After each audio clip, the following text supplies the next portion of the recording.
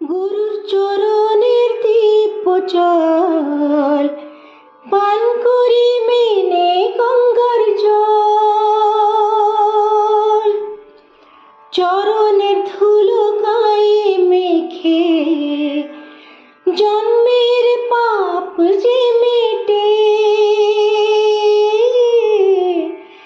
জন্মের পাপ যে মেটে, আমার উদ্ধারের হে দ্বার, শ্রী গুরু আমার পালনহার, আমার উদ্ধারের হে দ্বার, শ্রী গুরু আমার পালনহার।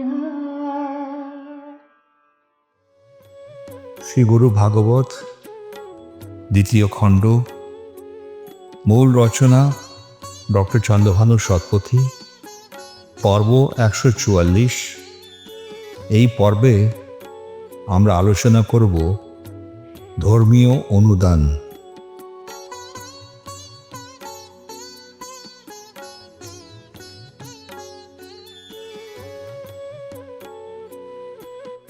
বিশ্বের সদ্গুরুর প্রতি এবং যারা প্রকৃত অর্থে জ্ঞান প্রদানে সহায়ক ভূমিকা পালন করেছেন তাহাদের সবাইকে আমাদের প্রণাম জানাই।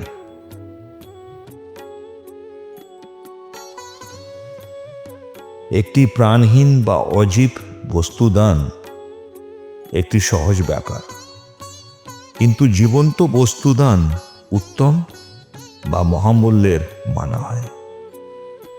তাই বরকনের বিয়েতে কন্যা প্রদান করলে বরের প্রতি ঋণ তৈরি হয়। যদি কেউ বস্তুগত বস্তু সাহায্যর মাধ্যমে শক্তি, মানসিক সংযুক্তি বা এমনকি অর্থ পায়, তবে সে এক ধরনের ঋণের ফাঁদে পড়ে যায়। ঠিকভাবে দানের অনুযায়ী ঋণ তৈরি হয়। এটা বেশিও না কমও নয়।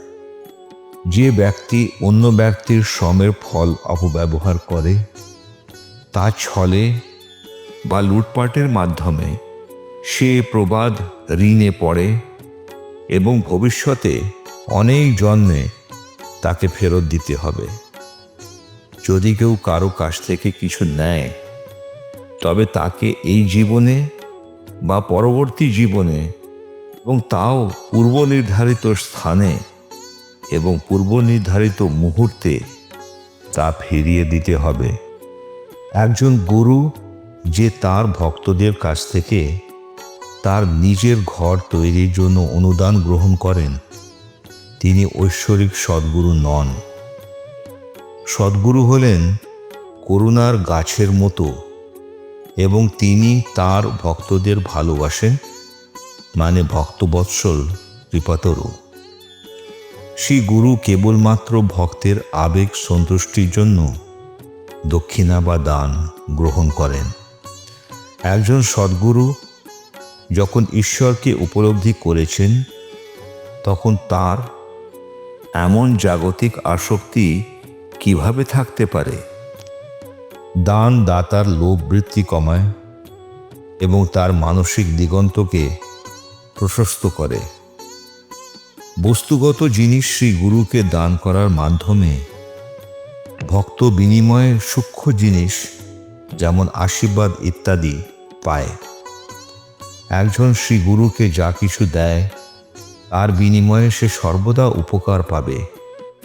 ভক্ত শ্রী গুরুকে যা কিছু দান করে, তার বহুগুণ প্রতিফল পায়।